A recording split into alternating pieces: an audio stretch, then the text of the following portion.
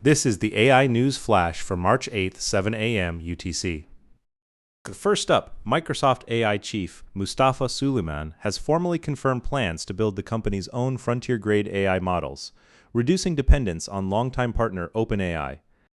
Suleyman says Microsoft will leverage gigawatt-scale compute and world-class AI training teams to release its own frontier models sometime in 2026.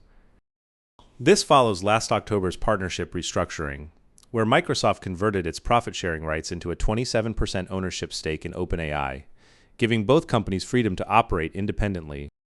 Suleyman also predicts that most white-collar tasks involving computer work will be fully automated within 18 months, and proposes that legally turning $100,000 into $1 million should be the modern Turing test for AI. Next, a crisis-dubbed AI Slopageddon is threatening the open-source ecosystem as vibe coding floods projects with low-quality AI-generated contributions. Daniel Stenberg, the creator of curl, shut down a 6-year bug bounty program after AI submissions reached 20% and valid reports dropped to just 5%. Multiple projects have now banned AI code entirely. Ghosty, Troll, Gentoo Linux, and NetBSD have all closed the door to AI-generated contributions. Stack Overflow activity has declined 25%, and Tailwind CSS documentation traffic dropped 40%.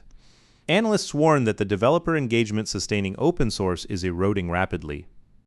In legal news, the Connecticut Supreme Court is hearing its first case involving AI-generated fabricated legal citations, marking a significant precedent. A Wallingford law firm submitted appeal briefs in an eviction case containing multiple fictitious case references generated by AI. The firm admitted it failed to properly proofread the citations. The errors were discovered by Yale Law School students from the Jerome N. Frank Legal Services Organization who were advocating for the tenants. The state judiciary is now considering requiring lawyers to certify the accuracy of all AI-assisted filings, which could set a national standard for AI use in legal practice. Finally, AI deepfakes are emerging as a major threat to the 2026 U.S. midterm elections. 26 states now have laws regulating AI-generated political content, up from just 5 states in 2023.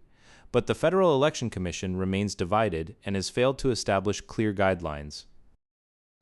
Super PACs are expected to experiment more aggressively with deepfake attack ads, exploiting the gap between state regulations and federal inaction. The Trump administration's recent executive order to undermine state-level AI restrictions has raised further concerns about the ability to combat election disinformation ahead of November. That's all for this AI News Flash.